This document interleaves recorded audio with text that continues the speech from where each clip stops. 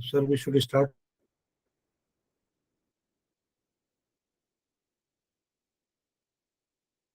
G. Thank you, sir. Participants, I would like to request you kindly mute yourself until unless you have not been asked any question. If you want to ask any question, you can raise your hand. And as per the norms, you know that 1 hour for lecture and for 30 minutes are for discussion. So wait for the time when your turn will come. You will ask the question. जब भी आपको पूछना हो, आप अपने हाथ को race करें, उस हिसाब से हमारे स्पीकर्स आपसे पूछ लेंगे. अदरवाइज आप अपने आप को म्यूट करके रखें और ये चेक करते रहें बार बार कि अभी सर बताएंगे भी आपको वो टेक्निक कि कैसे म्यूट करना है, कैसे क्या म्यूट करना है और क्या ऑन करना है, क्या ऑफ करना है. बिफोर ख्याल रखें, हर एक आदमी देख लिया करें गलती से कहीं अनम्यूट तो नहीं हो गया. It is a kind of disturbing for our learned speakers. With these words, dear participants, welcome you again in the second session of first day. Today we have another learned speaker from the galaxy of HRDC AMU, Professor Umesh Chandra Vasishtha, popularly known as UC Vasishtha sir. Professor UC Vasishtha sir did his MSc in botany and MA philosophy, MEd and MPhil PhD in education. He was the head and dean in Lucknow University. First, he joined Devi Ahilyabai University as a lecturer, and then he switched over from Devi Ahilyabai to Lucknow University as a reader, and then he became the professor and retired from there. Participants, he is associated with many other activities, and he is associated with many other positions like EC member, AC member, Director Center of Vivekananda Studies, Director of Guardian Thoughts, etc., and member of Board of Studies, Indira Gandhi National Open University. His expertise has utilized by the various universities like DU, Delhi University, University of Jammu, MD University, Rohtak, University of Mumbai, Banasthali Vidyapeeth, Rajasthan University, Goa University, MS University, Baroda, and of course, HRDC, Aligarh Muslim University, Aligarh. He is the member of NAC, NCTE, UDC, UPS, ICSR, and NUPA also. He successfully awarded under his supervision more than 25 PhD theses. And he was the key speaker and hold the chair of the various international seminar and conferences, national seminar and conferences. And one important unique thing, but I want to share with you that he has been awarded Shiksha Shri Samman from the government of Uttar Pradesh. Participants, one unique contribution of the sir, which I would like to share with you, with your permission, sir, that when he was joined in Lucknow University, he divided his class of MEd in two groups. And one group was taught by teacher and another group was allowed to self-studies. And the result was very, I will say, the remarkable and surprising that the group which has self-study and the group which has been taught by teacher, I will say that all the group and all the class students have qualified NET and JRF. With these words, I would like to invite today's versatile resource person of HRDC AMU, Professor UC Vasishtha, sir. Sir, now mic over to you, sir. Thank you, Professor Aftab Ahmed ji. I feel honored and elated to be associated with a university like AMU, which is in fact quite dear to my heart because I am in fact resident of a nearby district Bulandshahr. Anyway, let us come to the topic. The topic is Indian knowledge system and integrating Indian knowledge system into teacher education curriculum. Friends, just wait, boli kitna? Aao. Friends, before I go into the details of the topic, I'll make a few requests. First, it has been settled automatically because seeing the people from all walks of life, from all, say, areas of India, if I'm not wrong, I'll have to speak in English throughout. Is there someone who just cannot understand English? If there is someone, please unmute yourself and tell me. I'll be taking help of both the languages. Number two, I am, friends, not in very much favor of the online mode. I had written against it to the UGC and the MMTC people. But looking to the circumstances, I have kept the last session, as Professor Aftab also said. In the last session, we will be having long discussion and dialogue. Second thing which I'll say here only because of the online mode, what really happens is most of you prefer to be online off and video off and audio off. Online is okay.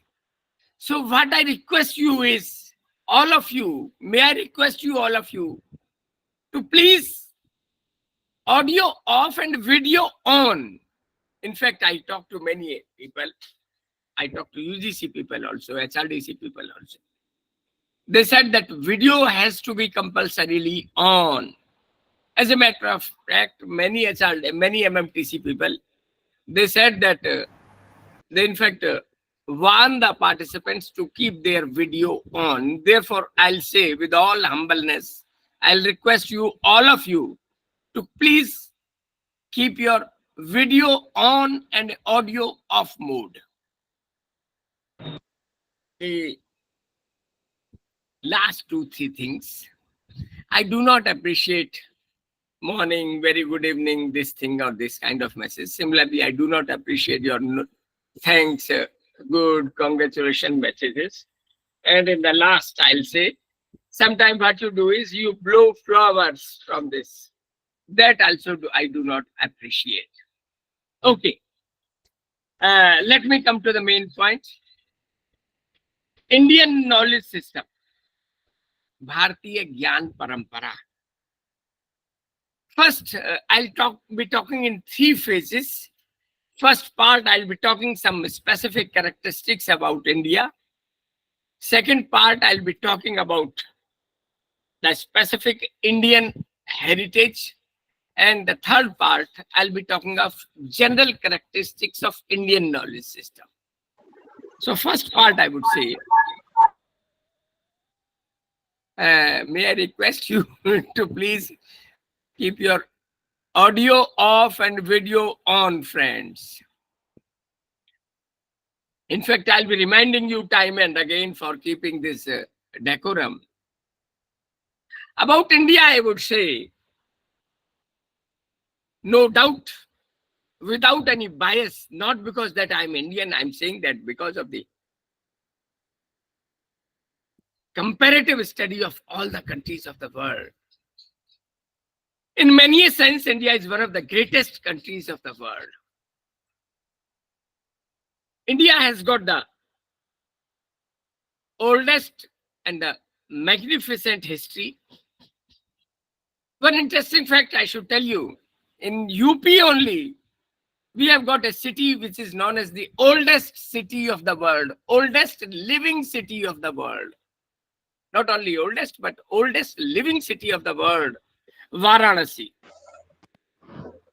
We have a history, we have a wonderful past, magnificent past. About history, I should tell you, there's one gentleman we all know. One was Tilak, Bal Gangadhar Tilak. Earlier, I used to think that he was merely a politician. Later on, I came to know that he was a teacher, a professor in Deccan College. Besides that, he was a manager also. And besides that, he was a person who had great interest in celestial bodies and Jyotish. So at one time, in the oldest, as I said, oldest written documents of the earth, that is the Vedas, they have been written in India. They have been originated in India. So the celestial constellations,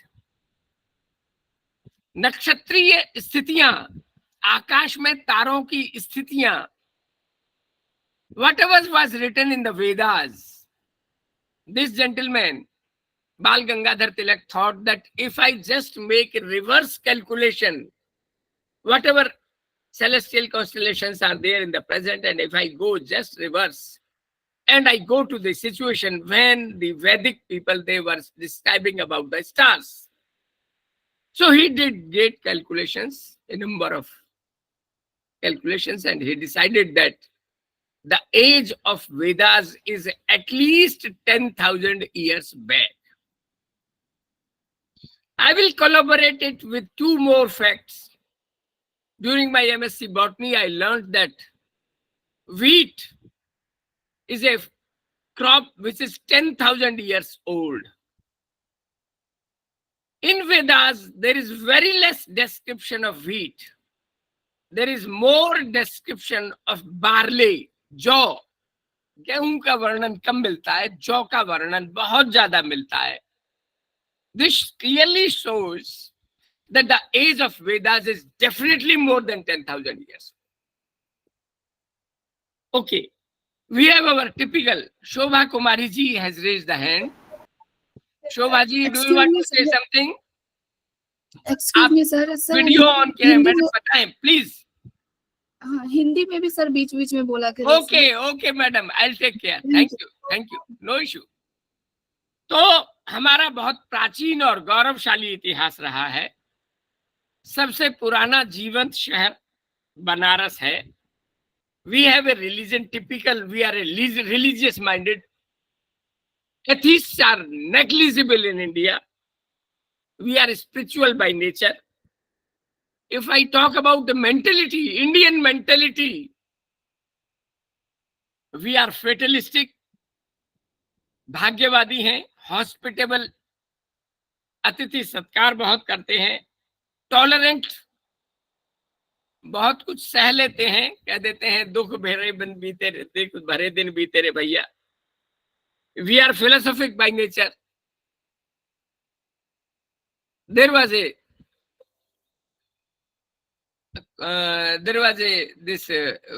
what they call as correspondent who came from Japan at one time in 60s to India, and he said that India में तो भिखारी भी philosophy झाड़ता है.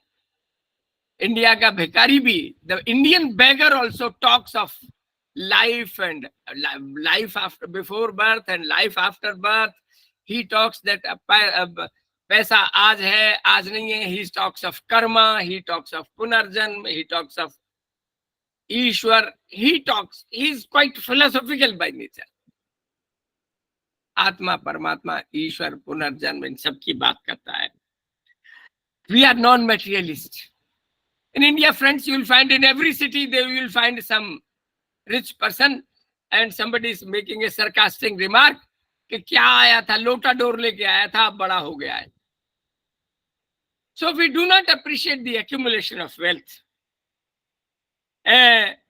Regarding hospitality, there is a famous scientist, J.B.S. Haldane. He came to India and he was there for many years. He wrote an essay about land and people of India.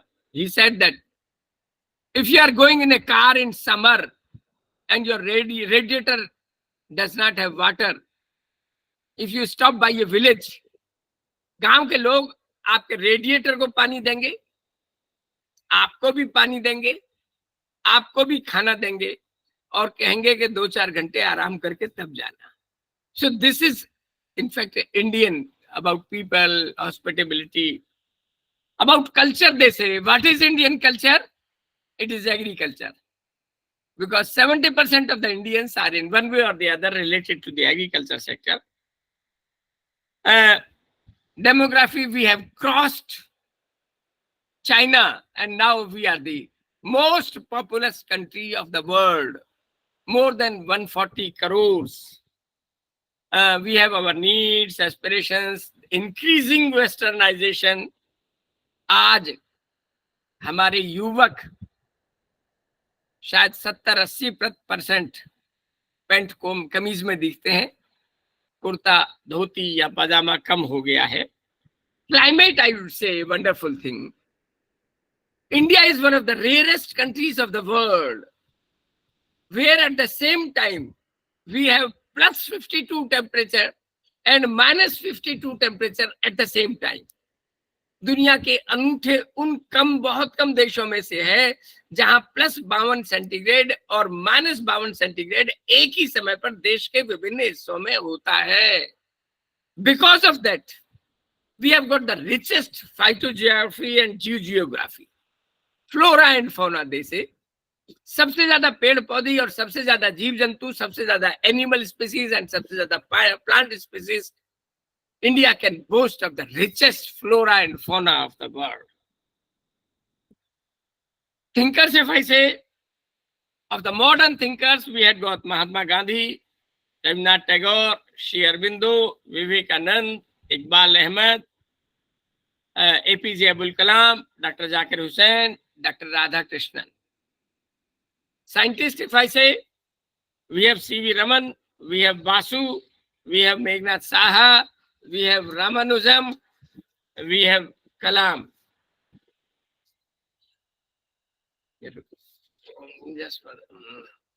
Just 1 second. So, we have great scientists, and besides education, if I say, after 47, after getting independence, first we had Dr. Radhakrishnan Commission, 48, 49. Then we had Mudaliar Commission, 52, 53. Then we had Kothari Commission, 68. National Draft Policy of Education, 1978. New Policy of Education, 86. Acharya Ramamurthy Committee, 91. For which I would say with all humbleness, I was invited to write 2 chapters of Acharya Ramamurthy Committee report, which I did. Then we have Yashpal Committee. Then we have Janardhan Reddy Committee report. Then we had National Draft, the NCF, National Curriculum Framework 2005. 2009 National Curriculum Framework for Teacher Education. And in the last 2020 National Policy of Education. Here, friends, just I'll take 1 more minute and then I'll come to the other thing.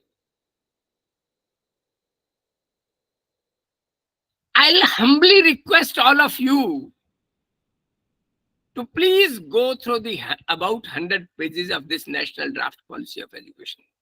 I guarantee, I am very sure, मैं आपको वादा करता हूं और मैं बड़ा आपको अच्छा लगेगा. Your teaching, your viewpoint of teaching, your viewpoint of your students, your viewpoint of your teachers, your viewpoint of your education system, your viewpoint of your institution, viewpoint of your total Indian and national education system will change drastically after reading this report. It's a wonderful report. After 47, either it was 1968 Kothari Commission report, which was having a wonderful paradigmatic change. Bharat में 1947 के बाद या तो 1968 की report एक बहुत बड़ा परिवर्तन लेकर आई थी, या 2020 की रिपोर्ट लेकर आई है. इससे जो आपका नजरिया है, आपका, आपके दोस्तों का, आपका शिक्षा के प्रति, इंस्टीट्यूशन के प्रति, स्टूडेंट्स के प्रति, टीचर के प्रति, एजुकेशन के प्रति, इंडिया के प्रति बदल जाएगा, पॉजिटिव रूप में बदल जाएगा. You will grow as a teacher. You are bound to grow as a teacher if you read this report. So I urge all of you to go through this. Okay, part 2. I come to the Indian heritage. Here first I'll tell you about the very famous, very well-known Gurukul system of education in India. Friends, let me tell you, Lucknow University, there was one professor, Professor Radha Kumud Mukherjee. He wrote a wonderful book, Ancient Indian Education. It's a fat book, about 800. Now it has been divided into 2 volumes. It's a world classic, and it is the best book on the subject.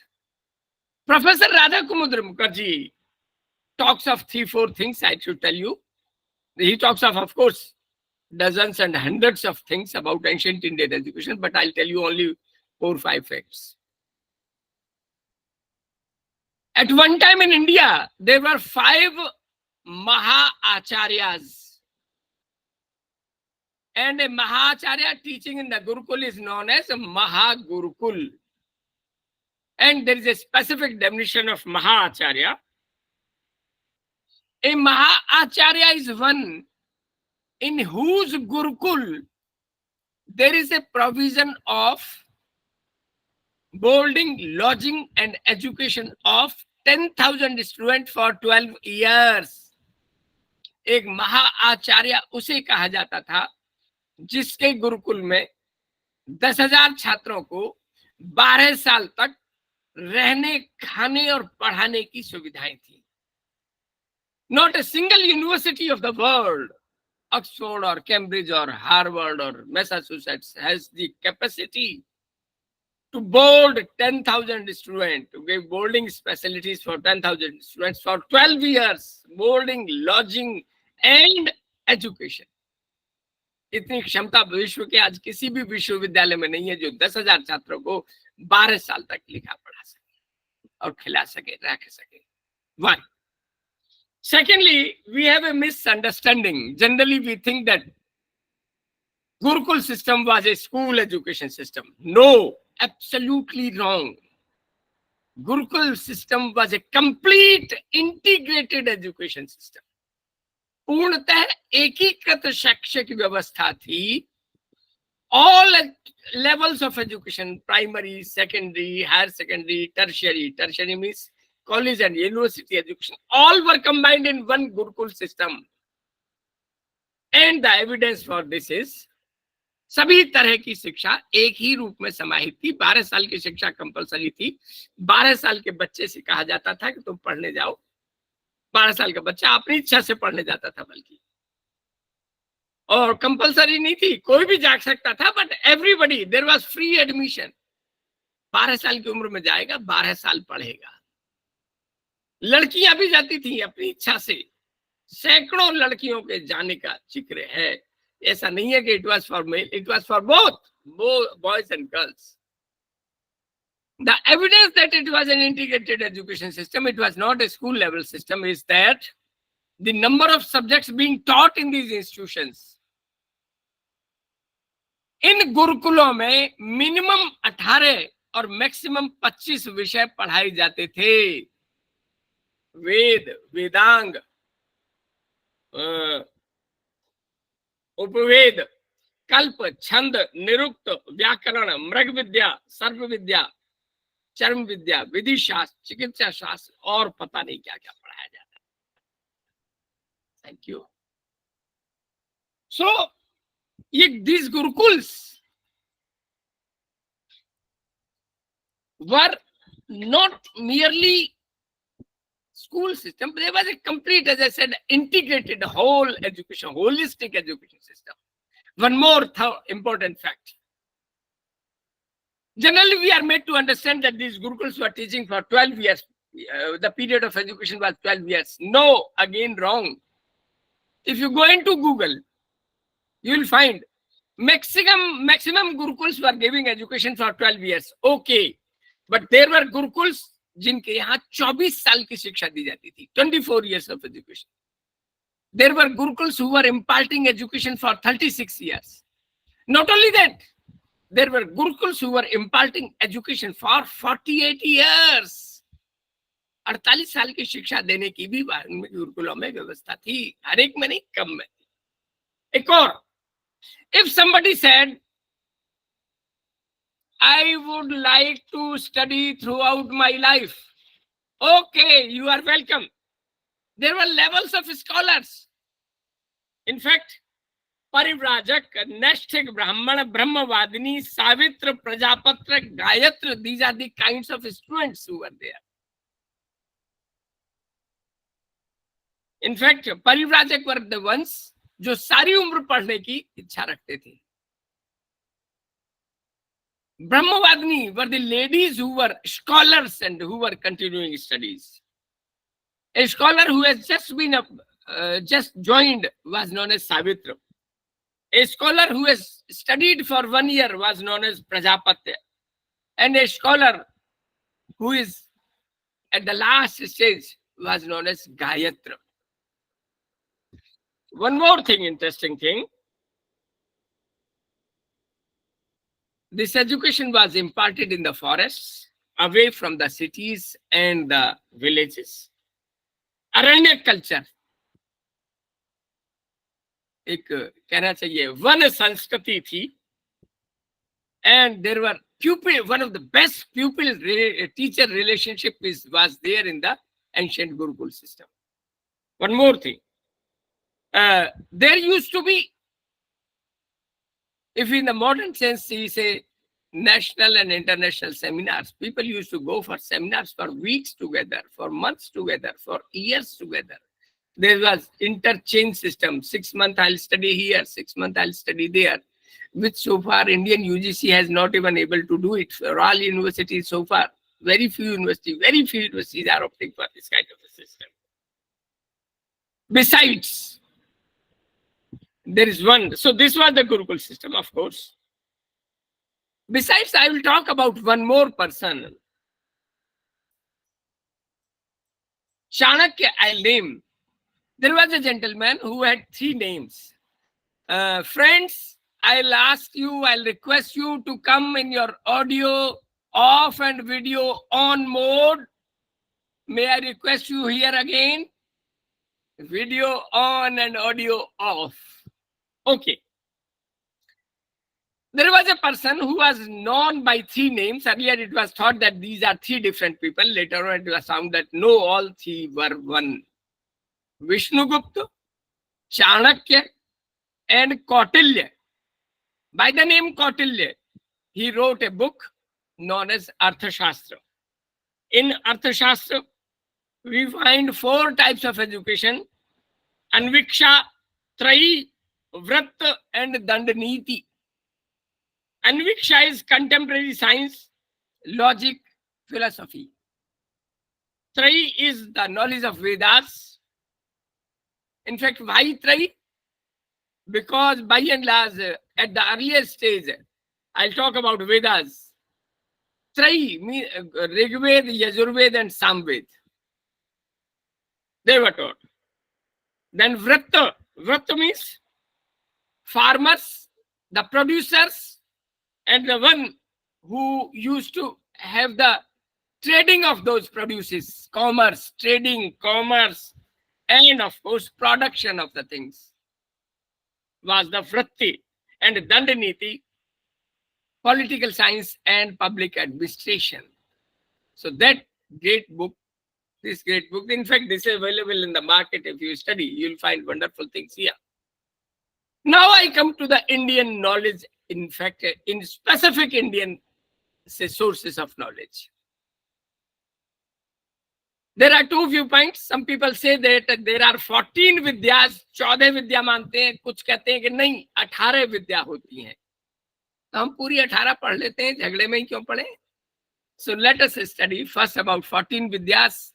A basic, of course, it's not possible to talk in detail about any one of them. We can talk only a cursory glance of the Indian knowledge system. So first we will study about 14 vidyas. 14 विद्याओं की बात हम पहले करें. 14 विद्याओं में सबसे पहले आते हैं वेद. वेद 4 माने गए हैं. सबसे पुराना ऋग्वेद है, उसके बाद यजुर्वेद, तीसरा सामवेद, और लास्ट चौथा है Atharvaveda. Rigveda, Yajurveda and Samved are related about the praying of God. In fact, praising the gods, prayers for the gods, the methods of worshipping, and the all. Rigved and Yajurved, they have the richas or the shlokas or the couplets, जिनको हम शेर कहते हैं 2 लाइनों का, उसको couplet भी कह देते हैं. ये ऋचा कहा जाता था इनको। ऋग्वेद की ऋचाएं, यजुर्वेद की ऋचाएं, सामवेद की ऋचाएं कहा जाता था वेदों की इसको। Rigveda and Yajurveda are in the theoretical से prose form. Samaveda is song, Samaveda को गाया जाता है, सामवेद गायन के लिए दृष्टि से है। Atharvaveda was the last Ved. Earliest written document which have been found in India are at least 1200 BC. We found the written documents. And they were, of course, the Vedas.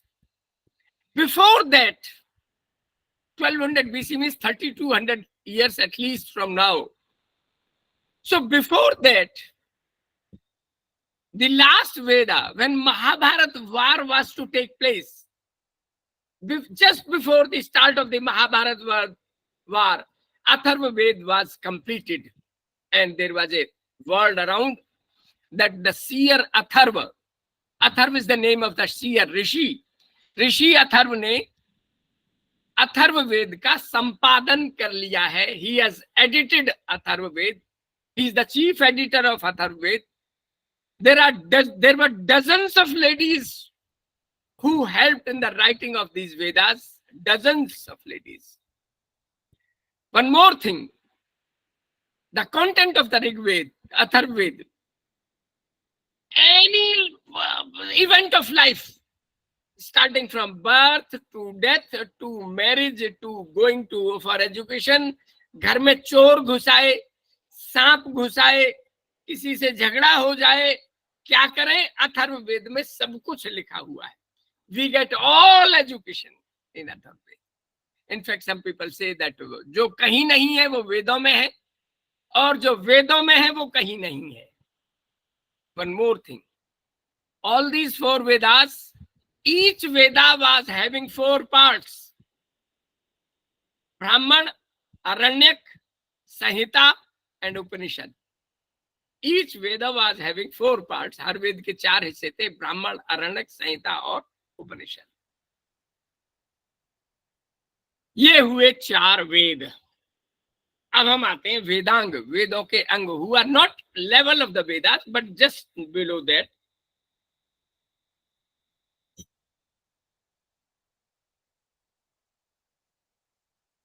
वेदों के जो नाम है, वेदांगों के 6 माने गए हैं. शिक्षा, कल्प, व्याकरण, छंद, निरुक्त, ज्योतिष. शिक्षा हम आप जानते ही हैं, शिक्षा में 2 तरह की विद्याएं मानी जाती हैं, विद्या एंड पराविद्या.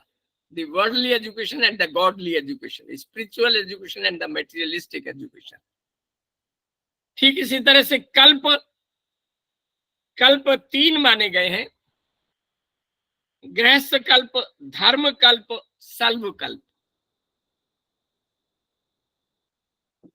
व्याकरण, grammar, how to write properly, what are the roots of the language.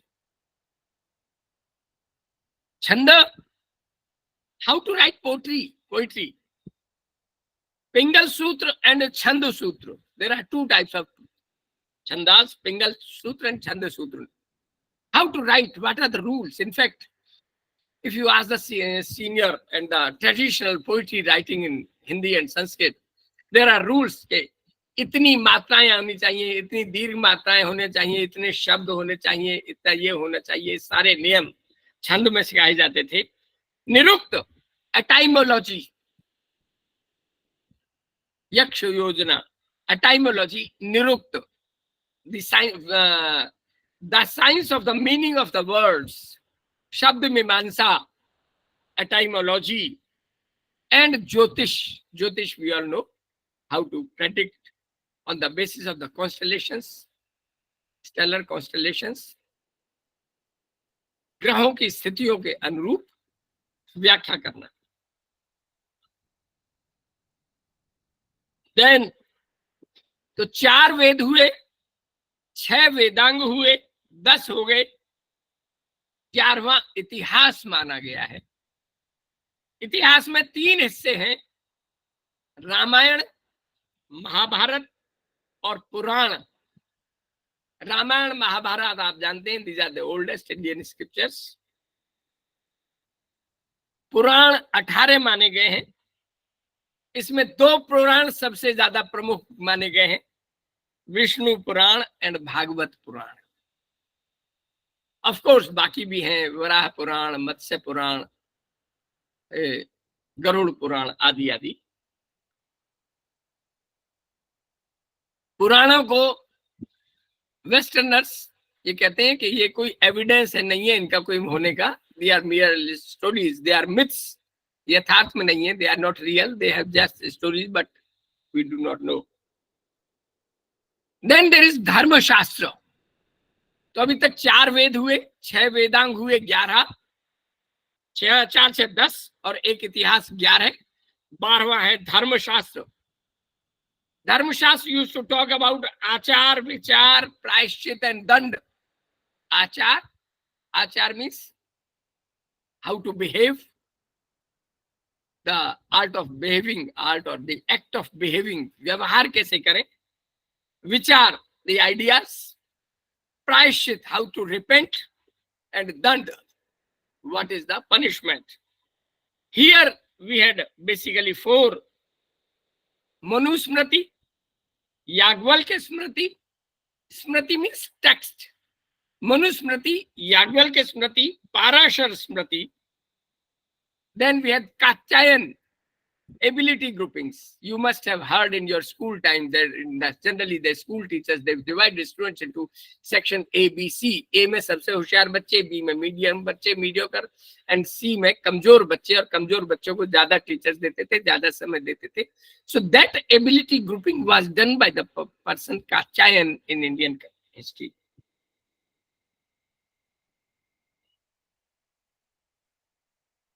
Then we had another Ban Bhatta, was a person who talks about 64 kalas, 64 कलाएं, केमिस्ट्री, फिजिक्स, जो कोपरनिकस और गैलीलियो ने कहा है, उसके बारे में हमारे यहाँ बाण भट्ट जी पहले ही कह गए. सो दिस इज धर्मशास्त्र. देन वी हैड दर्शन. मैं फिर रिपीट कर दूं, 4 वेद, 6 वेदांग, 10, 11 इतिहास, 12 धर्मशास्त्र, 13 दर्शन. दर्शन में 2 माने गए हैं. पहले क्लासिक माने जाते थे, ऑर्थोडॉक्स, क्लासिक फिलोसॉफी, क्लासिक दर्शन. बाद में हेटेरोडॉक्स, नव्य दर्शन. तो क्लासिक में दोस्तों 6 फिलोसॉफीज हैं: सांख्य, योग, न्याय, वैशेषिक, पूर्व मीमांसा एंड उत्तर मीमांसा. सांख्य philosophy talks about the evolution of human beings, evolution of earth, evolution of the whole universe, evolution of the cosmos. I'll not talk into detail. Sankhya, the highest level is Purusha. Then Prakriti, Mahat means intellect, Ahankar. Then Purusha, Prakriti, Mahat, Ahankar, and then 21. 21 means 1 मन, तन्मात्रा, पंच महाभूत, ज्ञानेन्द्रिय और कर्मेंद्रिय, 5. So 5 into 4, 11. 5 into 4, 20 plus 1 man, 21 plus these 4, 25. That is why some people say it was Sankhya, because of the number, talking of the numbers. Yoga philosophy, how to unite this worldly world into spiritual world. What is the method of uniting the world, material world, mundane world into spiritual world? इस नश्वर संसार को आत्मिक संसार से कैसे जोड़ें, या दूसरे सेंस में ये भी कहते हैं कि आत्मा और परमात्मा के योग को योग दर्शन कहते हैं. हालांकि योग दर्शन पातंजलि का पहला सूत्र था, चित्त वृत्ति निरोध इति योग दर्शनम. चित्त की वृत्तियों का निरोध करना ही, चित्त की वृत्तियों को रोकना ही योग है. योग के 8 अंग माने गए हैं. कल योग दिवस, इंटरनेशनल योग दिवस है, यूएनओ हैज आइडेंटिफाइड इट. योग के 8 अंग हैं: यम, नियम, आसन, प्राणायाम, प्रत्याहार, धारणा, ध्यान एंड समाधि.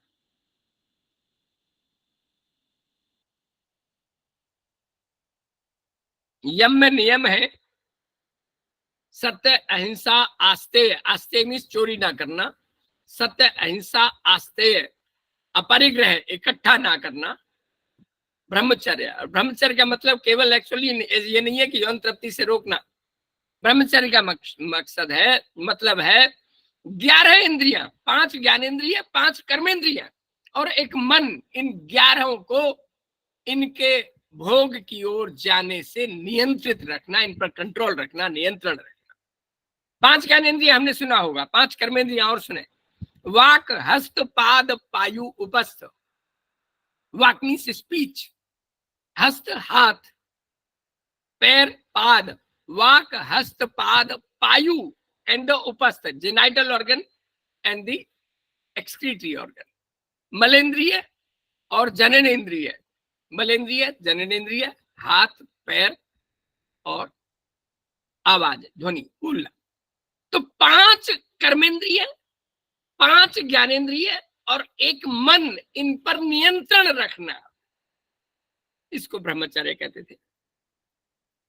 सो यम हो गया। नियम, नियम में फिर 5 थे, शौच संतोष स्वाध्याय, शौच संतोष तप स्वाध्याय निध्यासन। शौच सफाई करना, सफाई फिर वो बड़ा लंबा विषय है, नौली धोती वस्ती त्राटक शंख प्रक्षालन, अपने शरीर की शुद्धि रखना। नौली, ये शौच संतोष, जो है जो मिल रहा है उसमें संतोष रखना। शौच संतोष तप, सर्दी गर्मी वर्षा इनको टॉलरेट करने की आदत डालना। शौच संतोष तप स्वाध्याय अध्ययन करना, ईश्वर प्राणाधान या निध्यासन, ईश्वर को याद रखना। तो दीज आर 5 अगेन। यम नियम आसन, आसन पहले 64 माने जाते थे, अब और भी ज्यादा बढ़ गए हैं, 80 से भी ज्यादा हो गए हैं। आसन, प्रत्याहार, काउंटर फूड। अर्लियर अभी हम बाहर से भोजन ले रहे थे, बाहर से सांस ले रहे थे, अब हम अंदर से भोजन लेंगे। हमारी इंद्रियां अब बाह्य इंद्रिय ना होकर अंतर इंद्रिय हो जाएंगी। Internal, we'll be having our senses will having the food from the inside. प्रत्याहार, धारणा, किसी चीज को धारण करना। ध्यान, अब ये लंबा विषय है, मैं पूरा 3 4 5 पीरियड में योगासन पढ़ाया करता हूँ, बकायदा क्रिया करके पढ़ाया करता हूँ।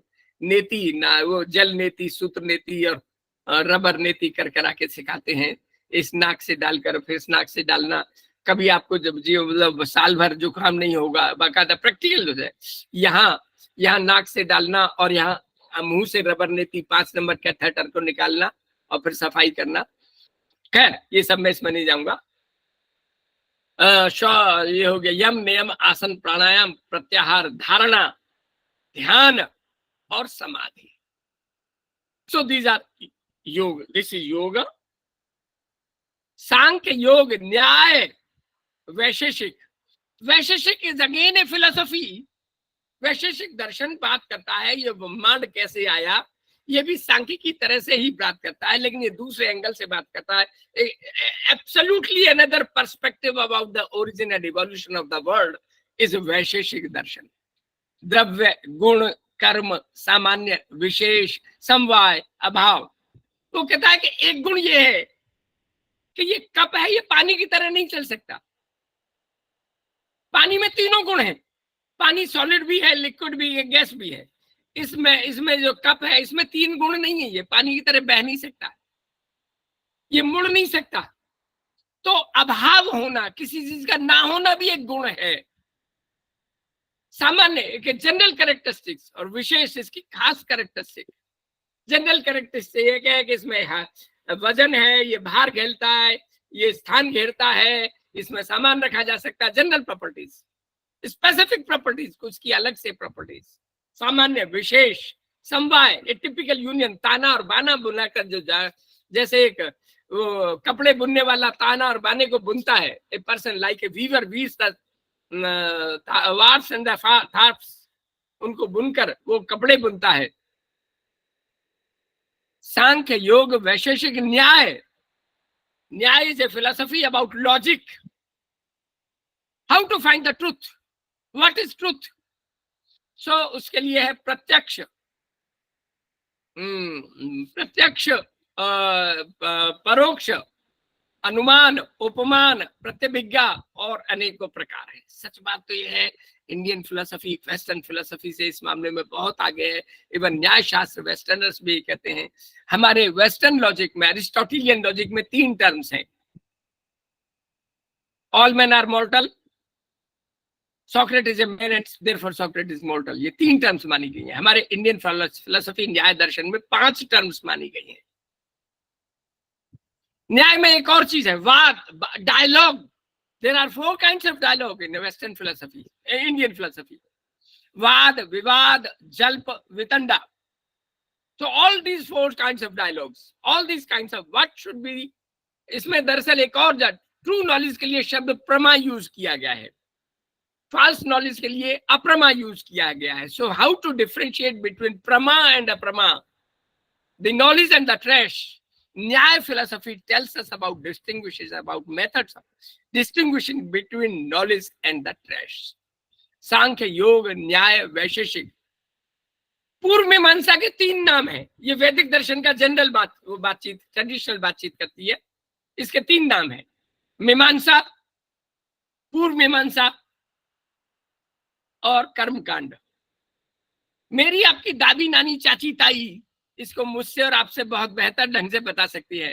पाप, पुण्य, जन्म, पुनर्जन्म, मोक्ष, मृत्यु, पुनर्जन्म, कर्म चक्र, जन्म चक्र. मेरी दादी नानी के ये करोगे तो ये पार भरोगे, ये पाप करोगे तो ये भरोगे, आपको ये प्रायश्चित करना पड़ेगा, वगैरह वगैरह. ये हो गई. और दूसरी, तीसरा, फिर लास्ट बचता है फिर वेदांत. वेदांत के फिर 3 नाम है. वेदांत, उत्तर मीमांसा. मीमांसा मीन्स इंटरप्रिटेशन. सो पहला के 3 नाम हुए. मीमांसा मीन्स इंटरप्रिटेशन और क्लासिकल इंटरप्रिटेशन. मीमांसा, पूर्व मीमांसा, अर्लियर इंटरप्रिटेशन, एंड और कर्मकांड. This is one. लास्ट वाला हुआ वेदांता, वेदों का अंत. The philosophy which evolved after the Vedas, the later interpretation of the Vedas. Vedanta, Uttar Mimamsa, later interpretation, and Upanishads. There are 108 Upanishads. Some of the Upanishads are hardly 1 page long. 5, 6, 8 Upanishads are hardly 1 or 2 pages long.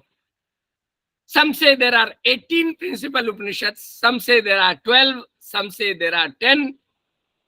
Some say there are 8 Upanishads. भारतीय ज्ञानपीठ ने ये कहा है, बंबई में जो है उन्होंने 8 उपनिषद की किताब लिखी है. 8 उपनिषद. Brihadaranyaka Upanishad, Prashnopanishad, Ishavasyopanishad, Kathopanishad, Kenopanishad, Mundakopanishad. Like this, these are the Upanishads. They tell about Brahma, God, Maya, पाप, पुण्य, ईश्वर, जीव, जगत, जन्म, पुनर्जन्म. They talk about that. So these are the 6 darshans, the orthodox or the classical darshans. So far 4 वेद, 6 वेदांग, 1 इतिहास 11 है, धर्मशास्त्र 12 है, दर्शन 13 है, और 14वां माना गया है न्याय. न्याय का जो मैंने आपको बताया, न्याय दर्शन का जो मैंने आपको बताया, लॉजिक एंड एपिस्टेमोलॉजी, इसको अलग से भी एक अलग विद्या भी मानते हैं. ये हुई 14 विद्याएं. 4 विद्याएं, और कुछ लोग कहते हैं 14 नहीं है 18 हैं. तो 4 कौन सी हैं? उनको कहा गया है उपवेद. सब Vedas, so kind, below the Vedas. Ayurveda, Dhanurveda, Gandharva Veda and स्थापत्य वेद. हालांकि कुछ लोग वृक्ष आयुर्वेद की भी कहते हैं, बाद में आया है वृक्ष Ayurveda, about the plants. Ayurveda, curing, preventing the human health, living beings' health, nature's health, even not only man or living being or the animals, but nature's health. प्रकृति के एक अनुसार, प्रकृति के अनुसार जीवन आचरण करने के लिए आयुर्वेद. धनुर्वेद, the science of archery. गंधर्ववेद, 3 types. गायन, वादन एंड नृत्य. Singing, dancing and instrumental music. स्थापत्य वेद, स्थापत्य मीन्स आर्किटेक्चर. और आर्किटेक्चर से मुझे याद आ जाता है, I should tell you about a lady in Indian system, जब मुश्किल से 150 साल पहले, अंग्रेजों से शायद पहले, भारत में कर्नाटक में एक जगह है श्रवण बेलगोल। दोस्तों मैं आपको याद दिला दूं, please your audio on off and video on. मैं अक्सर अपनी क्लास में बेईमान शब्द का उपयोग किया करता था, कृपया मुझे मजबूर ना करें, मैं बेईमान शब्द उपयोग नहीं करना चाहूंगा आप लोगों के लिए। Video on and audio of. तो स्थापत्य वेद से मुझे याद आया, कर्नाटक में श्रवण बेलगोल एक जगह है। श्रवण बेलगोल की जो महारानी थी पट्ट महादेवी शांतला, उनकी 3 वॉल्यूम में एक बायोग्राफी एक आदमी ने लिखी है, Patta Mahadevi Shantala. She was a great scholar in the history of India. वो वेदों को जानती थी, उपवेदों को जानती थी, वेदांगों को जानती थी, स्थापत्य कला को जानती थी, धनुर्विद्या को जानती थी, दर्शन को जानती थी, दुनिया के घोड़ों के बारे में जानती थी, इतिहास के बारे में जानती थी, हर विषय के बारे में लगभग वो महाज्ञानी महिला हुई है, Patta Mahadevi Shantala. And she was the queen. वो हजारों काम और राजा रानी होते हुए 1000 काम और करने पड़ते हैं। So she was a master of all the most of the areas of the world. So this was part 2 about Indian heritage. Now I talk about some general characteristics of Indian knowledge system. Friends, as per Indian philosophy, time is a cyclic concept. चक्रीय concept है time. Western philosophy में time is linear. आज 2024 है, अगले दिन 2025 हो जाएगा, 2026 आएगा और ये आगे ही बढ़ता जाएगा। This will go in one way and not stopping, it will never come backward. In Indian philosophy time moves in a cyclic manner. We have Satyuga, Treta युग, द्वापर युग, कलयुग एंड अगेन सतयुग, त्रेता युग, Dwapar Yuga, Kalyug. Mathura, Aligarh, Delhi, around there is a writing generally on the wall, Satyug आएगा, पुनः सतयुग आएगा। So in Indian philosophy time is a cyclic concept. Satyug the main representative was raja Harishchandra, Treta Yuga main representative was raja Ramchandra, Dwapar Yuga main representative was raja Krishna, and Kali Yuga, the modern time. In India, they say there are 4 Varnas. Whole society was divided into 4 Varnas: Brahmana, Kshatriya, Vaishya, and Shudra. These are not caste, mind it. And they were action based, they were karma based. कर्म आधारित थी, जन्म आधारित नहीं थी। राधा कुमुद मुखर्जी जी के अनुसार जो कहा गया है, मैं वो आपको बताना चाहूंगा। ब्राह्मण is one who perform 6 task. ब्राह्मण 6 काम करता था: ज्ञान लेना, ज्ञान देना, दान लेना, दान देना, यज्ञ करना और यज्ञ कराना। One who performs all these 6 task. यदि हम पहले टास्क को ले लें, ज्ञान लेना और देना, पहला ही ले लें, ज्ञान देना। सो whosoever is a teacher in this world, primary teacher, secondary teacher, university teacher, college teacher, technical teacher, medical teacher, इतना ही नहीं और आगे बढ़ जाइए।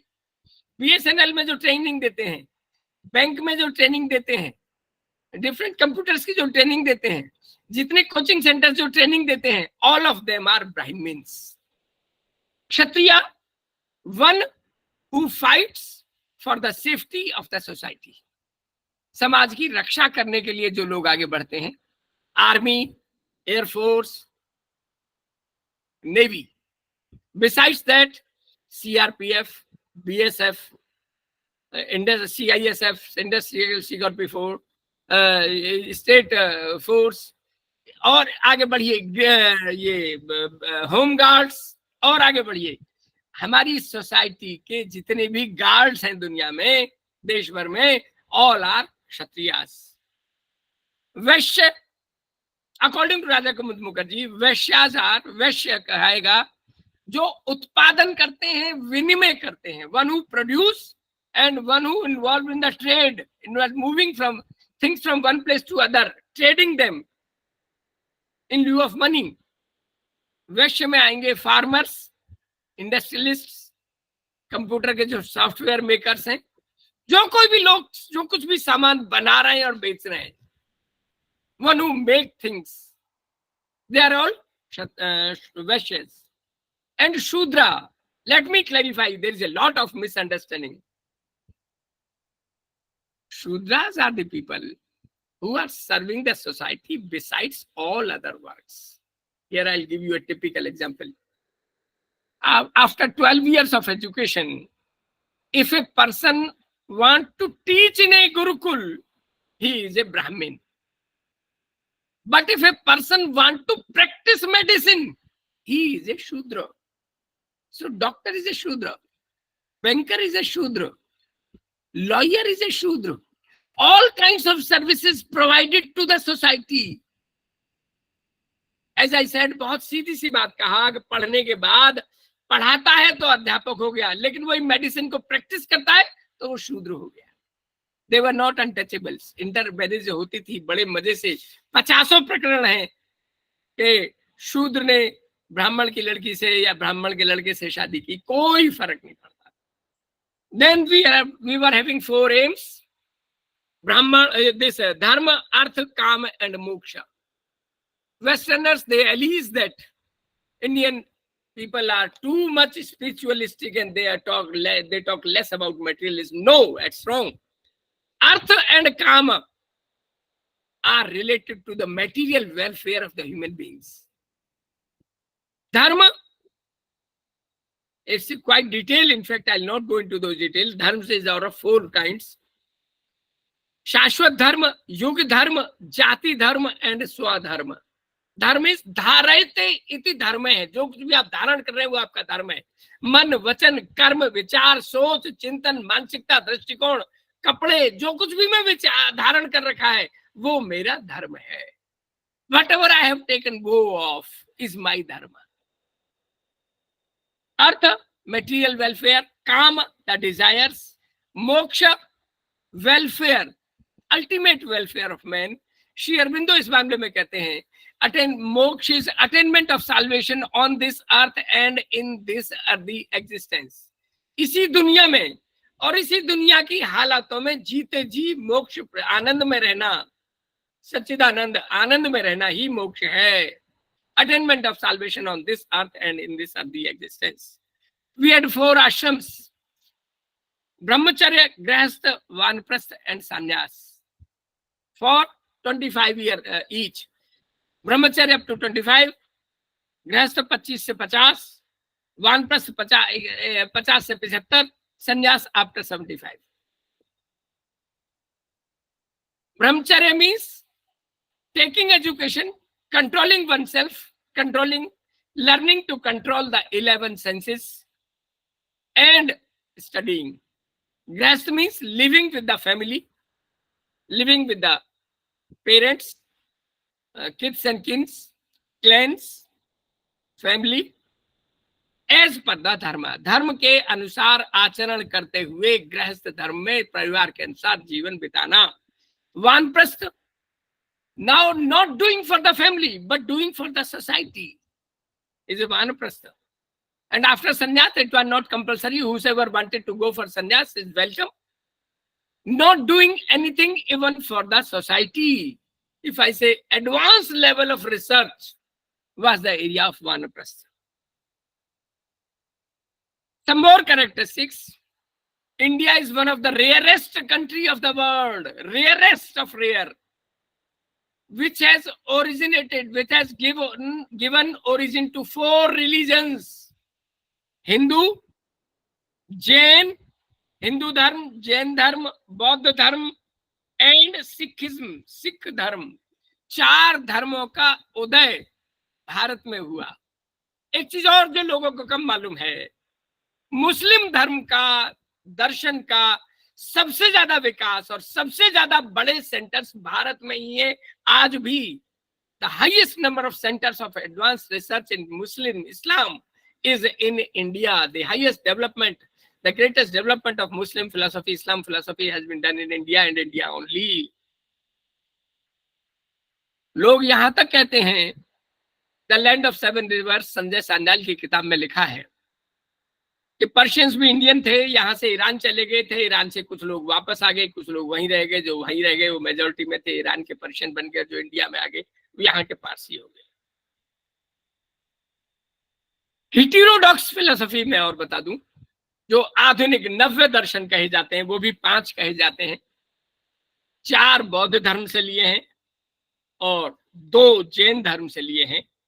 सौतांत्रिक, एक्चुअली बौद्ध दर्शन पहले 2 में डिवाइड हुआ, हीनयान और महायान, फिर ये 4 में डिवाइड हो गया, सौतांत्रिक, वैभाषिक, माध्यमिक एंड योगाचार। इसलिए आज भी आपको मिल जाएंगे, आप किसी भी बौद्ध से पूछें कि तू कौन सा है, सौतांत्रिक है या वैभाषिक है या माध्यमिक है या योगाचारी है, वो बताएगा, आपको डिटेल में बताएगा। Then this Jain philosophy we had 2, Shwetambar and Digambar. So these are 6 modern philosophies. UGC 2-3 को और रिकॉग्नाइज करती है।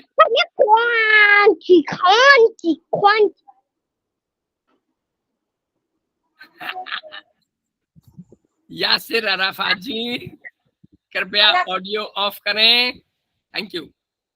सभी साथियों वीडियो ऑन करें। We had a wonderful interference. Charvak दर्शन, जैन दर्शन, इस्लाम दर्शन, सॉरी बुद्ध दर्शन और इस्लाम दर्शन को भी यूजीसी रिकॉग्नाइज करती है। और भारतीय दर्शन में हम लोगों को नेट के टेस्ट में हम लोगों को 9 फिलोसफी पढ़नी पड़ती है, 6 फिलोसफी, 9 फिलोसफी भारतीय दर्शन में। 9 फिलोसफी में हम लोग वही पढ़ते हैं, सांख्य, योग, न्याय, वैशेषिक, पूर्व Mimamsa, Uttara Mimamsa, Charvaka, Jain, Buddhism and Islam. ये सारी 10 फिलोसफी पढ़ाई जाती हैं। एक किताब है एल्विन टॉफलर की, 2 किताबें लिखी हैं उसने, एक लिखी है थर्ड वेव और दूसरी किताब है द फ्यूचर शॉक। इसमें उसने इलेक्ट्रॉनिक विलेज की बात कही है। हमारे यहाँ ग्लोबल विलेज या वासुधैव कुटुंबकम की बात कही गई है। The whole world is my family, मानव धर्म, the whole earth is my mother. Brundtland committee, UNO ने 1987 में एक कमेटी बनाई, ब्रिटलैंड कमेटी। इस कमेटी में एजुकेशन फॉर सस्टेनेबल डेवलपमेंट की बात की गई और हमारे वेदों को, विशेष रूप से ऋग्वेद को प्रीफेस में और फर्स्ट चैप्टर में वर्बेटम कोट किया गया है कि दुनिया भर में शिक्षा कैसी हो, वेदों जैसी शिक्षा हो। मैं विषयवार जरूर 5 मिनट और आपके बात कहूंगा। We have Indian philosophy, we have Indian psychology. When I appeared for my MA philosophy paper at Indore, I had to appear in 2 papers on Indian psychology. We have Indian history, as I told, we have Indian economics, we have Indian political science, we have Indian commerce, we have Indian botany, Vrikshayurved. Professor PC रे, बंगाल के बहुत प्रसिद्ध, मुझे नाम याद नहीं आ रहा है, वहां के पढ़ाते थे, उन्होंने मेटलर्जी पर किताब लिखी है। We had Vimana Shastra, we had in fact top thinkers, writers, Bhaskar, Sushruta, Halayudh, Nagarjuna, Kapil, Varaha Mihir, Kanad, Banabhatta, Rajatarangini Kalhan साहब ने लिखी है, कालिदास, शंकराचार्य, इनकी विशेष रूप से और 10-20 किताबें लिखी हैं, विशेष रूप से विवेक चूड़ामणि और दृग्दर्श्य विवेक मुझे विशेष प्रिय है। हालांकि इन्होंने उपनिषदों पर भी लिखा है, वेदों पर भी लिखा है। Even in the modern time, if I go, we have physicists like C.V. Raman, Satyendranath Bose, Meghnad Saha, Homi Jahangir Bhava, all international repute. We had S. Chandrasekhar, Vikram Sarabhai, G.N. Ramchandran, physicist Jayant Narlikar अभी भी जिंदा है, 90+ हैं, बॉम्बे में रहते हैं, शायद बेंगलोर में रहते हैं। Jayant Narlikar ji, Harish Chandra, Sandeep Chakravarti. As chemist, we have doctor Hargobind Khorana, इनका भतीजा मेरे साथ पढ़ता था दिल्ली में, हायर सेकेंडरी स्कूल में, रजौरी गार्डन में मेरे साथ पढ़ता था। उनको जब नोबेल प्राइज मिला तो उससे बात करवाई गई हमारी। वी हैड पीसी रे, एसएन बोस, सीएनआर राव, सी शेषाद्री। एज बायोलॉजिस्ट हमने एमएससी बॉटनी में वी पुरी साहब की बाई कार्पल थ्योरी पढ़ी थी, जगदीश चंद्र बोस, पी महेश्वरी अकेले इंडियन थे उस समय जिन्होंने, ब्रिटेन वालों ने इनकी किताब छापी थी, embryology of the angiosperm, one of the leading book of the world. Visvesvaraya जैसे इंजीनियर हमारे यहाँ हुए हैं, जो अंग्रेज भी लोहा मानते थे कि ऐसा इंजीनियर ना हुआ है, ना होगा, या नहीं आगे पता नहीं। मैं जानकर यहाँ रुकूंगा। आपके अपने प्रोफेसर आफ्ताब जी ने कहा था कि 30 मिनट आपको दिए जाए, मैं माफी चाहता हूँ, मैं 10 मिनट ज्यादा ले गया हूँ, 12 minute. You are welcome. You can unmute yourself and ask as many questions as you can. You are welcome. My best wishes. आप लोगों ने मुझे सुना, आप लोगों ने मुझे सहा। My best wishes. Thank you. नमस्कार। Questions please. साथियों सवाल पूछिए। Mohan Kumar S. Mohan Kumar. So can you hear me? Yes. Sir, it was a fantastic Yes. talk, and I literally enjoyed your talk. So my question is that, so of course we are going back to an Indian knowledge system, and we have to learn more about the Indians and those knowledge, and are adopting an ancient education. But in the future, who is going to teach all these things, sir? Because we are not competent enough to understand, and there is no particular text where it will talk more about these people, or people who are not interested maybe. And how do we become a competent in teaching all these knowledge systems?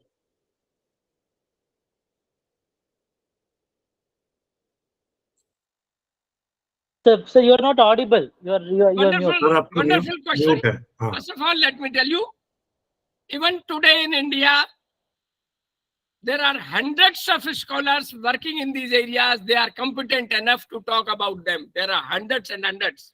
मैं एक example और दूंगा sir. मैं पूर्ण विनयशीलता से कहूं कि मुझे अमेरिका 12 बार जाने का मौका मिला है और 14 यूरोपियन कंट्रीज को मैं गया हूं। टेक्सास यूनिवर्सिटी में I met a friend of mine, a great friend of mine, professor Stephen Phillips. उन्होंने 2 PhD की हैं। He has done 2 PhD, one from America and one from Varanasi. He speaks fluently in Sanskrit. Whenever I went to him, every time he says, "Oh, aho maha acharya Vasishtha, swagatam, swagatam, agacham, agacham." हर बार वो जब भी बोलते थे, मुझे शर्म आती थी कि मैं संस्कृत नहीं जानता था। मेरा कहना यह है मोहन कुमार जी, यदि हम और आप नहीं पढ़ाएंगे तो स्टीफन फिलिप्स जैसे लोग अमेरिका से आकर इंडियन यूनिवर्सिटी में अपॉइंट हो जाएंगे और वो हमें संस्कृत और इंडियन कल्चर पढ़ाएंगे। इसके साथ मैं एक चीज और जोड़ दूं, in India we need both. we need the Gurukul system as well as we need the artificial intelligence. We need the cybernetics. We need the learning machines. We need machine learning. We need both. हमें integration चाहिए। Scholars हैं, इच्छा शक्ति चाहिए, और इसीलिए मैं कहता हूं 2020 is the greatest document in the history of independent India, sir. Okay. Thank you, sir. और कोई साथी? 5 लोगों ने हाथ खड़ा किया था। Sir, myself, Dr. Sudhir, assistant Sudhir ji professor. बोलिए। I can see you, Dr. Sudhir. Sir, myself, Dr. Sudhir, assistant professor, government girls degree college, Jhansi. Sir, मेरा Welcome. question ये है कि I am from the teaching sociology, Okay. and there we are always talking about the Brahman, Kshatriya, Vaishya, and Shudra. First time I got a different interpretation of the Sudras, so it was very good. But sir, how I can get from those documents from where you have quoted this? Sir, I told you 3 times. Ancient Indian Education by Dr. Radha Kumud Mukherjee. It is available in Jhansi. The book is available, I guarantee. No, sir, I Then am there are basically so from many- the many, Lucknow, many sir. I will authors. come Lucknow. Lucknow University is just like my own university. You are welcome, sir. आप मेरे पास आइए, मैं पढ़वा दूंगा आपको. We had Yes. Ancient Indian Sir. Education by Mukherjee, Ancient Indian Education by Key, Ancient Indian Education by Narula and Nayak, Ancient Indian Education by P.L. Rawat. Lot many books. Thank you, sir. आप एक बार हिंदी की पट्ट महादेवी शांतला और पढ़िए, आपको मजा आ जाएगा. उपन्यास है 3 वॉल्यूम का. अच्छा सर, अच्छा sir. Okay, thank you sir. Sunil ji, welcome. Thank you sir. और कोई साथी, वीर या वीरांगना, कोई ये बताएं. नमस्कार सर. हाँ, यासिर अराफात जी, CUHP, बोले सर. पहले तो सर मैं माफी चाहूंगा कि वो छोटे बच्चे की डिस्टरबेंस इधर से ही थी. कोई बात नहीं, और सर आनंददायक थी. मेरा सवाल ये है कि जब हम इंडियन नॉलेज सिस्टम की बात करते हैं तो अभी तक ये तुरंत इम्प्लीमेंट हुआ है, 2020 में इम्प्लीमेंट हुआ है और इतनी तेजी में हुआ है कि इसके अगर सिलेबस को देखें तो जो भी टीचर्स बना रहे हैं उन्हें ज्यादातर टीचर्स को खुद भी IKS की सही मायने में उतनी समझ नहीं है या नॉलेज नहीं है. सिलेबस बनाते टाइम वो अपने अकॉर्डिंग कुछ भी उसमें ऐड करते हैं. एजुकेशन में तो समझ में आता है क्योंकि वहां पहले से चल रहा है ये सिस्टम, लेकिन अदर फील्ड की बात करें, मैं खुद मास कम्युनिकेशन से हूँ, या मैनेजमेंट की बात करें या टूरिज्म एंड ट्रेवल की बात करें, तो ऐसे सब्जेक्ट के अंदर IKS को जो इम्प्लीमेंट किया जा रहा है तो वो IKS का सिलेबस पर या तो कोई सेंट्रल इंटीग्रिटी क्या नहीं होनी चाहिए या सेंट्रल लेवल पे कुछ ऐसा काम हो एक साथ, ऐसा सिलेबस जो हमारे लगभग 80+ से जो सब्जेक्ट हैं, हर सब्जेक्ट का एक सेंट्रल कोई कमेटी हो, वो IKS का सिलेबस डिजाइन करे. सभी का अलग अलग है और वो कई बार मतलब वो चीजें बहुत अलग ऐसा हो जाता है कि शायद बच्चे को क्या टीचर को भी समझना मुश्किल हो जाता है. तो सर मैं इसमें 2 बातें कहूंगा. एक्चुअली बहुत डिटेल में चीजें अवेलेबल हैं काफी हद तक. नंबर 1 तो UGC में हर सब्जेक्ट की अलग अलग कमेटीज हैं, ऑलरेडी है, काम करती रही हैं, अब भी करती हैं. इतना ही नहीं, NCT है, AICTE है, इन सब की मेडिकल काउंसिल है, इन सब की भी अपनी अपनी सब कमेटीज करिकुलम की होती रहती हैं. इतना ही नहीं, NCERT की भी अपनी करिकुलम कमेटी बाकायदा डिपार्टमेंट है, वो अपने अपने लेवल पर काम करते हैं. नंबर 1. नंबर 2, आपने जो एक बड़ा मुद्दा उठाया है, बड़ा अच्छा बात है. एक्चुअली क्या है, जो चेंज है, देखिए बड़ा मुश्किल है. या तो ग्रेजुएट लाए तो 20 साल लगते हैं. 1966 में कमेटी की रिपोर्ट आ गई थी कोठारी कमीशन की. UP was the last to implement in 89. 23 साल लगे इम्प्लीमेंट करने में. अब इसमें 2 थ्योरी चल रही है दुनिया में. एक तो यह है कि आज से ही कह दो भैया, हमें नहीं मालूम, हम धोती कुर्ता पहन के निकलेंगे, लोग बुरा कहे या अच्छा कहे. एक है कि नहीं, पहले थोड़ा सा पहनेंगे, पहले थोड़ा वो हाफ कमीज पहनेंगे, फिर ये पहनेंगे. तो दोनों थ्योरी हैं. ये थ्योरी है कि एब्रप्ट चेंजेस ला दे. तीसरी बात इसमें ये है, जो ये आज मैं और आप एक्सरसाइज कर रहे हैं, me and you are undergoing this kind of a training for the purpose of orientation towards NEP 2020 only. Last एक चीज और कहूंगा, आपने वो बात कही थी, बहुत बड़ी बात कही थी. स्टीफन फिलिप्स साहब ने जब अमेरिका में मुझे अपनी क्लास देने के लिए 5-6 साल पहले बुलवाया, तो पहली चीज तो अपने कमरे में कुत्ता था, उस कुत्ते को भी ले गए, कुत्ते को क्लास में रख दिया, क्लास में बैठा दिया, और कुत्ता पूरे घंटे भर बोला नहीं था. उस क्लास की सबसे बड़ी खास बात यह थी कि एक मुश्किल से 6-8 महीने का बच्चा था और एक 4-5 साल का बच्चा था. दोनों ने कम से कम 4-4 बार डिस्टर्ब किया. Nobody got perturbed. कोई परेशान नहीं हुआ. They all accepted it as a natural phenomena. India में यदि सच बात यह है, कुत्ता लाना तो बहुत दूर की बात है. यदि कोई मैं अपना मतलब कुछ छोटा सा कोई और चीज भी ला के रख दूंगा ना, तो पढ़ेंगे नहीं, उधारी ध्यान रखेंगे. अब ये कल्चर बदलने की जरूरत है. This is what I would से. सुधीर कुमार, डॉक्टर OP सिंह और एक साथी और ने हाथ खड़ा किया है. सुधीर जी पहले बोले. सर अभी जो हम इंडियन नॉलेज सिस्टम की बात कर रहे हैं, तो as per the new syllabus आया NEP 2020 का, sir I am talking about the Bundelkhand university Jhansi. वहां पर सर हमारा एक मैं सोशियोलॉजी का हूँ, तो वहाँ है Indian pioneers of Indian society. Then again sir वहां पर जो मैंने प्रॉब्लम ऑब्जर्व किया है, again we are starting with the modern की, जैसे जो राधा कमल मुखर्जी एंड ऑल से, sir why we are not talking about the our sociologist just like Kautilya, there was also society in Mahabharat, we are also have a very detailed system, all the system is have a social system, have a another the political system, all these things are there, but why again even in NEP 2020 we are again starting with the old pattern? Sir मैं एक चीज बता दूंगा इसमें, interesting, बड़ा अच्छा सवाल उठा रहे हैं आप। फिर मैं कहूंगा, मैंने एमएन श्रीनिवास जी को भी पढ़ा है और आंद्रे बाते साहब के साथ में मिलने जाता था, उनके साथ हम दोनों ने एक ही प्लेटफॉर्म पर लेक्चर भी दिया है। इंडियन सोशलिस्ट के लिए अभी इनफैक्ट और भी कई मुद्दे हैं इसी में बड़े बड़े कि हम उनको इतना ध्यान नहीं दे पाते और इंटरनेशनल सोशलिस्ट पे पहुंच जाते हैं। या मैं एक चीज और कहूंगा, मैं एजुकेशन के बारे में, Indian socialist and mister brown, sociology of education की उनकी किताब है, ये दो लोग ही ऐसे हैं, Indian socialist and mister brown, जो कि कहते हैं कि शिक्षा समाज में बदलाव ला सकती है।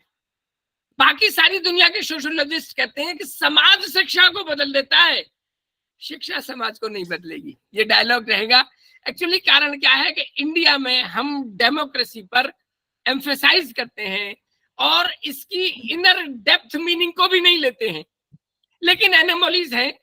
मैं उम्मीद रखूं कि आने वाले दिनों में आप जैसे लोग आएंगे, हर लेवल पर बात उठाएंगे और आगे बढ़ेंगे हम। My best wishes. Doctor OP Singh sir.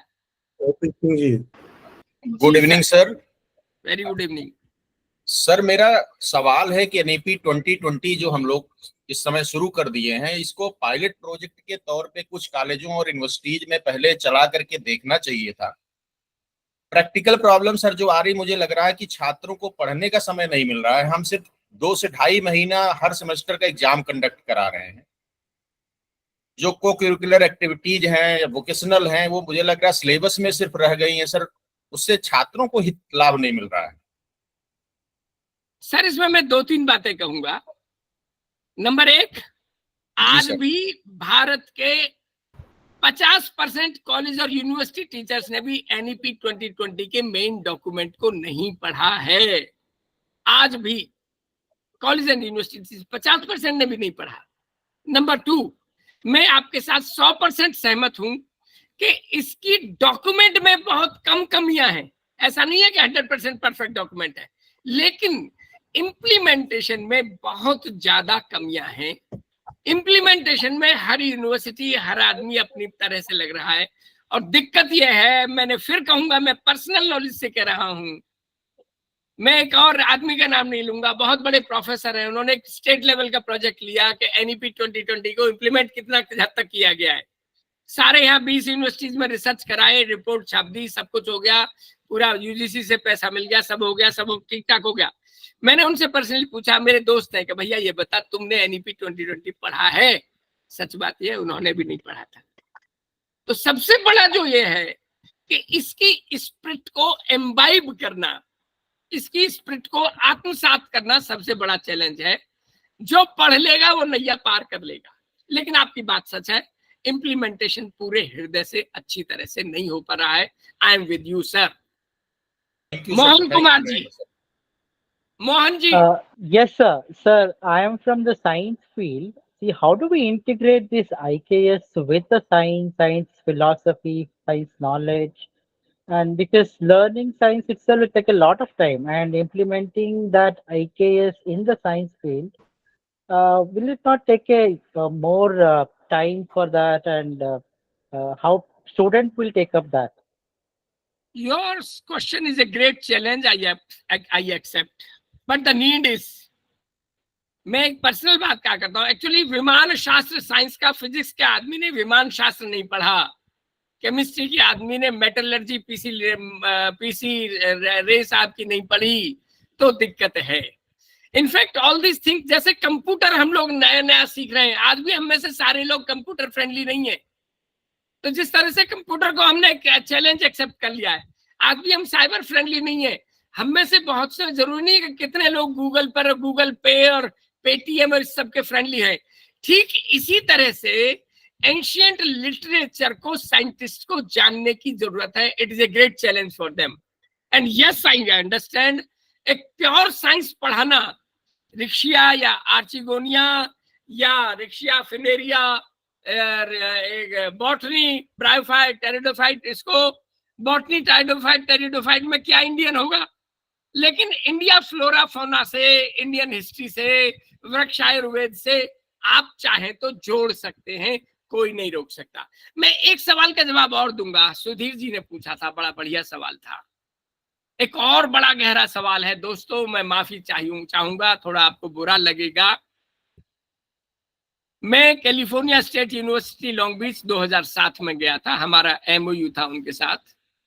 Madam Patwardhan ने हमें डिनर पर बुलाया. वो कहती हैं, वशिष्ठ जी इतना ज्यादा वर्कलोड है, हमें 44 से 48 घंटे काम करना पड़ता है 5 दिन के वीक में भी. आज मैं फिर वही नाम नहीं लेना चाहता, 2001 में लखनऊ यूनिवर्सिटी में हमने लिस्ट बनाई थी 80 टीचर्स की जो क्लास नहीं लेते थे. पिछले 3 साल में एक भी क्लास नहीं ली है. ये कटु सत्य है, बहुत कटु सत्य है. यदि हमें चैलेंज एक्सेप्ट करना है मोहन कुमार जी, तो 44 ना सही, पुनैया कमेटी UGC की आप पढ़िएगा. पुनैया कमेटी कह रही है कि जब हम स्केल दे रहे हैं, सब कुछ दे रहे हैं, सुविधा दे रहे हैं, तो 40 घंटे हमें कॉलेज के काम पर, यूनिवर्सिटी के काम पर बिताने चाहिए. जिस दिन ये कल्चर आ जाएगा, रीडिंग कल्चर अपने आप आ जाएगा. एक चीज और लास्ट, हम सब लोगों का ओरिजिनल टेक्स्ट पढ़ने का कल्चर नहीं है, रीडिंग हैबिट नहीं है. हम में से कॉलेज और यूनिवर्सिटी टीचर्स भी बहुत कम संख्या में पढ़ते हैं और बहुत कम पढ़ते हैं, जिससे कि हमारी ना हॉरिजेंटल पढ़ते हैं ना वर्टिकल पढ़ते हैं. हॉरिजेंटल मतलब अपने विषय से अलग तरह के और विषय पढ़ें, वर्टिकल अपने विषय में इन डेप्थ पढ़ें. जब दोनों में ही पढ़ाई नहीं है, इतनी ग्रोथ होगी ही नहीं, तो ये सारे सवाल उठाए जाएंगे जो आप कह रहे हैं. You are right, I agree with you. I stop. कोई और साथी, वीर या वीरांगना, कोई और नया साथी सवाल पूछें. क्या मैं मानूं कि ये पृथ्वी वीरों से खाली है, वीरांगनाओं से खाली है? सवाल पूछिए दोस्तों, सवाल पूछिए. सुधीर कुमार जी फिर दोबारा हाथ खड़ा कर रहे हैं. सुधीर जी आपका स्वागत है. सर, जो भी आपने बात की थी रिगार्डिंग रीडिंग की, सर ये मैंने खुद फील किया है. बिकॉज बेसिकली मैं JNU और DUQ यूनिवर्सिटी की जो लाइब्रेरीज विजिट की है, वहाँ सर हमें लिटरेचर मिलता है. JNU की लाइब्रेरी सर बहुत अच्छी है, मैं फ्रिक्वेंटली जाता रहता था. बट सर अदर्स में अगर जैसे हम जाते हैं तो हमें उतनी वो ओरिजिनल बुक्स मिल ही नहीं पाती हैं most of the time ji.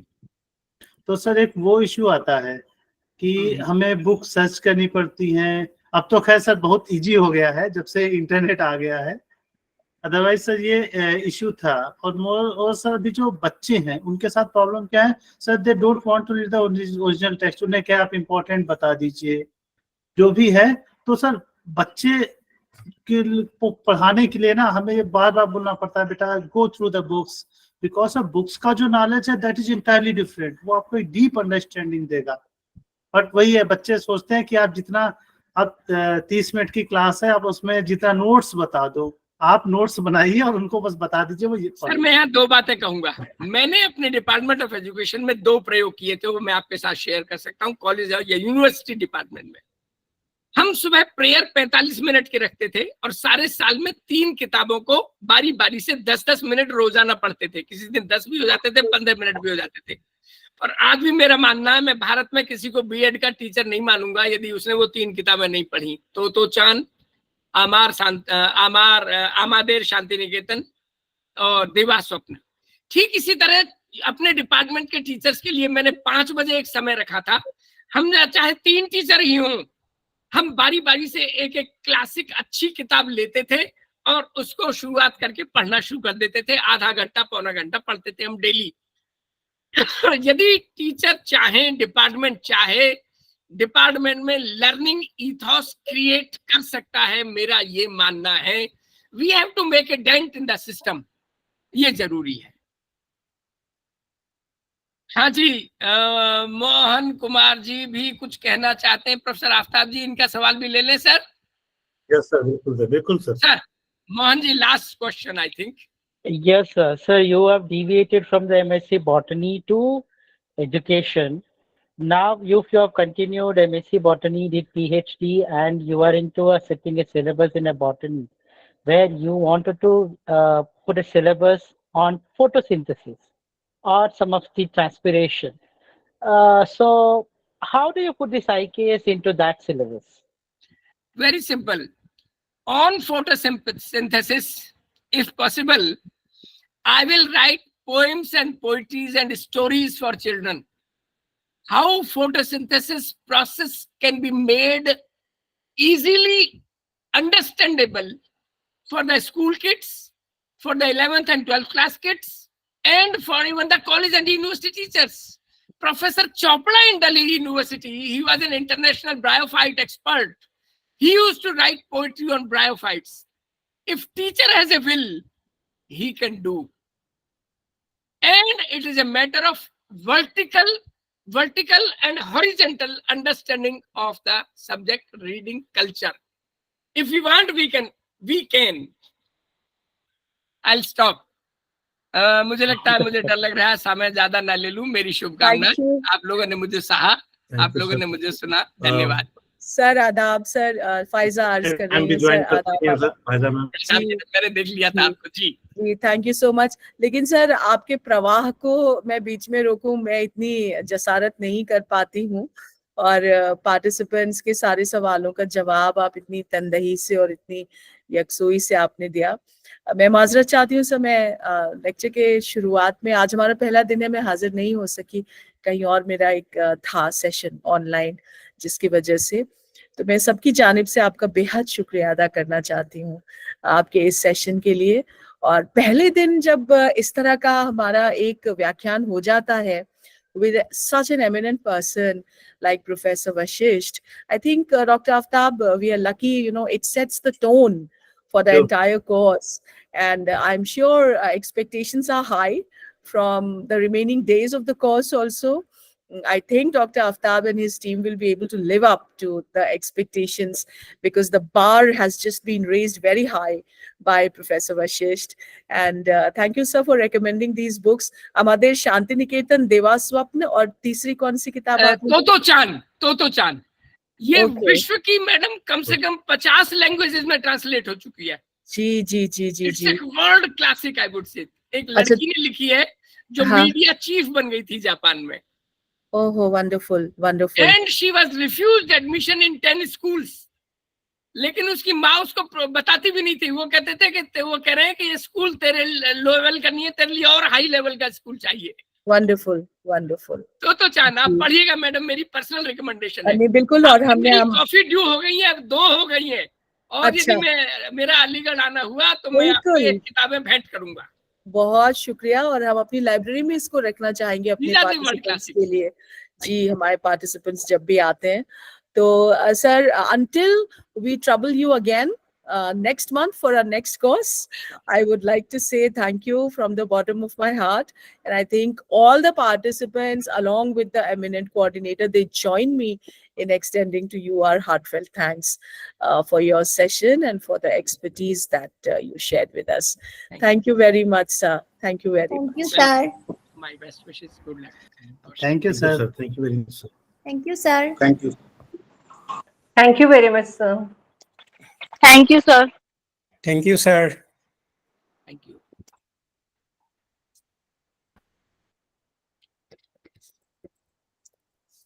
Ma'am, I hope that you will say a few words because जी जी आफ्ताब भाई, मैं इसीलिए हाजिर हुई कि पार्टिसिपेंट से आज मेरी मुलाकात नहीं हुई है और पहला दिन है कोर्स का, तो लाजमी है कि मैं सबको यहाँ पे खैर मकदम सबका करूँ अपने कोर्स में। Although this is just an online medium, but I think we are very delighted that we have more than 70 people joining us from all across the country.